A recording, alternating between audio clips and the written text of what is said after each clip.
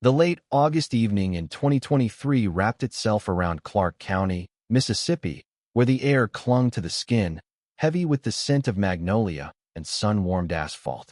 On a quiet stretch of County Road 44, the sudden blare of sirens shattered the twilight's hush, their red and blue lights pulsing like a warning in the rearview mirror of a weathered Chevy pickup. Marcus Tate, 38, sat behind the wheel, engine idling, hands locked at 10 and 2, just as his father had taught him decades ago. A black man with a calm carved from years of navigating a world that too often saw him as a suspect before a person. His deep-set eyes held a quiet resilience, shaped by countless encounters with the unspoken rules of survival. The truck, patched with primer and pride, was his earned through relentless work as a tech consultant. But to the two officers approaching, it was just another excuse to wield their authority. Marcus exhaled softly, steadying himself for the familiar dance, ready to play his part with the precision of a man who knew one misstep could cost him everything. Sergeant Harold Vance, late 50s, white, with a barrel chest and a strut that screamed unchecked power, leaned into the driver's window, his smirk sharp as a razor. "What's your kind doing out here this late?" he drawled, voice thick with suspicion, his eyes narrowing as if Marcus's presence alone was a crime. Beside him, Officer Ethan Cole, early 30s, wiry and tense, kept a hand hovering near his taser, his gaze darting like a rookie eager to prove his mettle. Marcus's response was measured, his voice steady despite the weight of the moment. "Heading to my sister's place, 5 blocks down." Vance's eyes raked over the truck's faded seats, his disbelief etched in the curl of his lip. "Your sister lives around here?" he pressed, his tone dripping with mockery, as if the idea of a black man belonging in this neighborhood was absurd. "Yeah," Marcus said, unflinching, his gaze fixed ahead. "Truck's mine too. I run a tech business."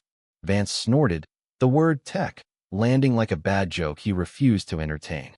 "Sure you do," he muttered, circling the truck, peering inside with the focus of a hunter sizing up prey.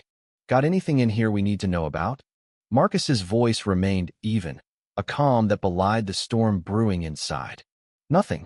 Vance's next words were a command, not a question. "Step out." Marcus moved deliberately, hands visible, stepping into the harsh glow of a street lamp, standing tall, shoulders squared, his presence a quiet defiance. "Mind if we take a look?" Vance asked, already reaching for the door handle, his entitlement as casual as it was oppressive. "I do," Marcus said, his voice firm, cutting through the humid air. "No warrant, no probable cause." Vance froze, his pride stung, his eyes narrowing to slits. "Think you're smarter than me, huh?" he growled, grabbing Marcus's arm, twisting him toward the hood with a force meant to humiliate. Marcus's palms hit the cold metal, but his stance held steady, unbowed, his body a testament to a dignity that refused to bend. "You sure this is the path you want, officer?" he asked, his voice low, a warning wrapped in steel, carrying the weight of a man who'd faced this moment too many times before. Cole shifted, doubt flickering in his eyes, his hand twitching away from his taser, but Vance, fueled by a need to dominate, rummaged through the cab, tossing papers and tools aside with reckless disregard. The radio crackled, sharp and urgent. "Unit 9, status on Marcus Tate. Respond immediately." Vance's hand stilled, confusion flashing across his weathered face. "Detained for vehicle check," Cole stammered into the mic, his voice betraying a growing unease. The reply was cold, unyielding. "Release him." "Subject clear." "Supervisor en route." Vance's face drained of color, his grip on Marcus's arm loosening, but before he could muster a response, a sleek black SUV rolled up, its presence heavy as a gathering storm. Agent Sofia Alvarez, mid-40s, Latina, stepped out, her badge catching the streetlight's glow, her voice slicing through the tension like a blade through silk. "This stop's over. Return his documents." "Step back." Vance sputtered, his defiance wilting under her gaze, while Cole, visibly shaken, fumbled to hand over Marcus's ID. Marcus nodded at Alvarez, his dignity untouched, a quiet strength radiating from his measured movements. As he climbed back into his truck, he locked eyes with Vance, his voice soft but piercing. "Next time, ask who someone is before you decide what they're not." The officers stood rooted, their authority fracturing like glass underfoot as Marcus drove into the night, his silence a rebuke louder than any protest. In his unassuming office in Meridian, a low-slung building with no sign, just a street number etched in faded paint, Marcus gathered with his team: Amara, a cybersecurity virtuoso; Jamal, a data analyst with a knack for uncovering hidden patterns; and Elise, a legal strategist whose mind was as sharp as her pen. The space was plain bare walls, mismatched chairs, but it was the nerve center of their mission, Project Horizon, a relentless effort to map illegal police stops, asset seizures, and siphon public funds. Screens flickered with damning evidence. Black drivers stopped 4 times as often as others, property confiscated without charges, millions in city funds vanishing into ghost nonprofits. Vance and Captain Leonard Bryce were recurring figures, their names threaded through a web of civil forfeitures that reeked of predation. They targeted me because they thought I'd crumble, Marcus said, his eyes tracing the data's grim lines. Amara nodded, her fingers pausing on her keyboard. They're getting reckless. Jamal tapped a spreadsheet, his voice tight. This goes beyond stops. Community grants, youth programs, housing $1 million funneled to fake charities. Elise's brow furrowed, her legal mind racing. Bryce's signatures are on every transfer. He's got council allies, maybe higher. Across town, in the fluorescent-lit confines of the precinct, Vance paced his cluttered office, his nerves frayed like an old rope. Clean stop, you said, Cole muttered, his voice edged with anxiety, his earlier bravado gone. Vance slammed a fist on his desk, papers scattering. He's nobody. We pick guys like him because they don't push back. Cole's eyes widened, a flicker of realization dawning. He pushed without raising a fist. Vance's voice dropped, venomous, his face contorted with rage. We make him the villain before he makes us one. They fed a local reporter a smear. Marcus, a shady techie with an anti-cop vendetta, stirring trouble for profit. But the plan imploded. Within hours, church elders, small business owners, and teens Marcus mentored in coding flooded social media with truths. He rebuilt my shop's network for free. He's the reason my son's in college. The lies collapsed under the weight of community voices, amplifying Marcus's name as a beacon of resistance. The team dug deeper, unearthing emails linking Bryce to council members, laundering seized cash through shell charities that funded private accounts. This isn't just corruption, Elise said, her voice low, urgent. It's a machine built to prey on the powerless. Marcus nodded, his jaw tight. And it's starting to crack. Alerted to an illegal checkpoint, Marcus drove Route 44 again, his dashcam streaming to a secure server, a pastor and retired judge trailing discreetly, their cameras rolling. Vance's ambush loomed, flashing lights, sirens, his sneer venomous. Tate, he growled, stepping forward. What's the charge? Marcus asked, his voice unyielding, a quiet challenge that hung in the humid air. Vance's face twisted with fury. Out. Marcus stepped down, hands clear, as Vance barked, You're screwing with my department. Headlights flared. Alvarez SUV, DOJ agents, and a news crew descended. Stand down, Alvarez commanded, her presence a wall of authority. Vance's jaw dropped as cuffs snapped around his wrists, the cameras capturing his fall, his defiance dissolving into shock.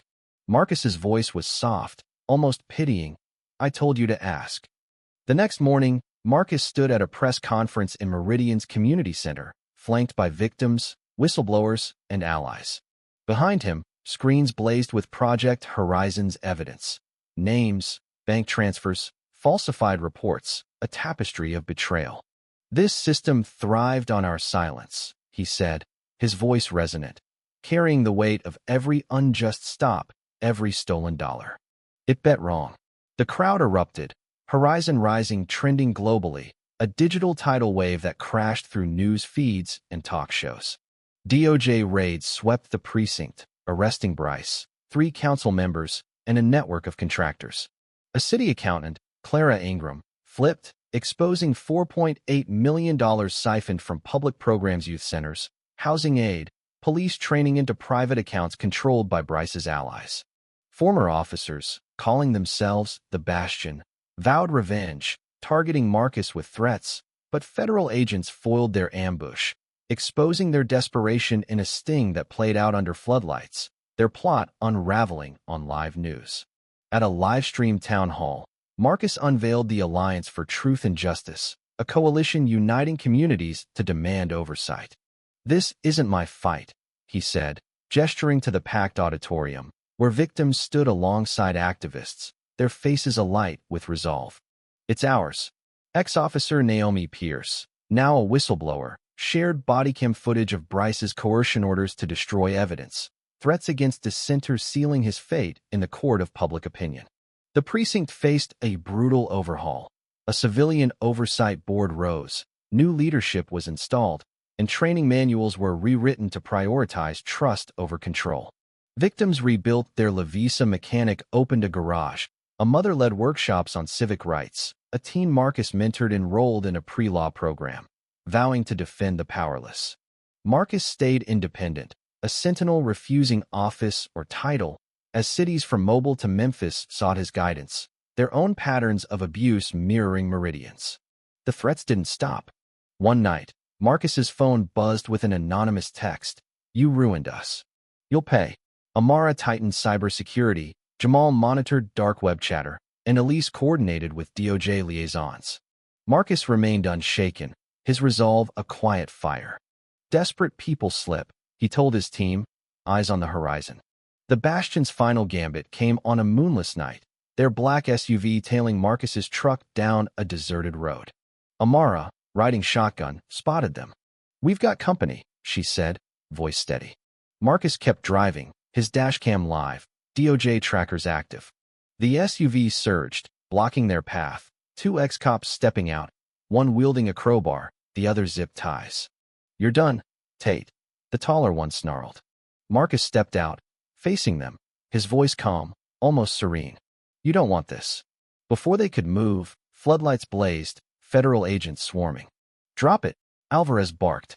The crowbar clattered, the men cuffed, their defiance reduced to curses as cameras rolled, capturing their fall. Months later, Meridian's skyline glowed under a softer light, the city settling into a fragile new normal.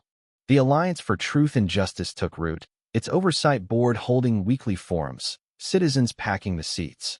Clara Ingram became its transparency director, Naomi Pierce an advisor, their courage a beacon. Marcus's office, still unmarked, hummed with purpose. Amara upgrading servers, Jamal analyzing new data, Elise drafting reform proposals. One evening, Marcus stood on the balcony, the city's lights reflecting in his eyes. Amara joined him, her voice soft. "You reshaped this place." Marcus shook his head, a faint smile breaking through. "We did." A letter arrived, and signed, from a small town in Georgia. "Your fight gave me mine." Mayor indicted. Marcus folded it, whispering, "Never underestimate anyone." The whiteboard read, "Justice. The fight continues. Never assume silence is weakness." The ripples spread. In Birmingham, a citizen-led probe toppled a corrupt sheriff. In Jackson, a community board mirrored Meridian's. Marcus's phone buzzed with request cities craving his blueprint. He took no credit, pointing to the team, the victims, the whistleblowers. At a quiet diner, Naomi Pierce met him, sliding a new drive across the table. "More footage," she said, voice low. "Bryce wasn't the top. There's a state-level player." Marcus nodded, his resolve unbroken. "We keep going." Back home, his sister's kitchen smelled of cornbread and memory. "You're carrying too much," she said, hugging him. Marcus smiled. "Somebody's gotta." She laughed, shaking her head. "Just don't forget to live, too." The city wasn't healed. Power had a way of slinking back, but it was awake. Marcus walked Meridian streets, no longer just a target, but a symbol, his quiet steps a reminder that underestimated voices could topple empires. The fight wasn't over, but for now, the truth stood taller than the lies it had buried. What do you think? Was Marcus's strategy of baiting the police a stroke of genius or a dangerous gamble? Should Vance and Bryce face lifelong prison terms? Or is public disgrace punishment enough? Can a movement like Marcus's truly dismantle systemic corruption?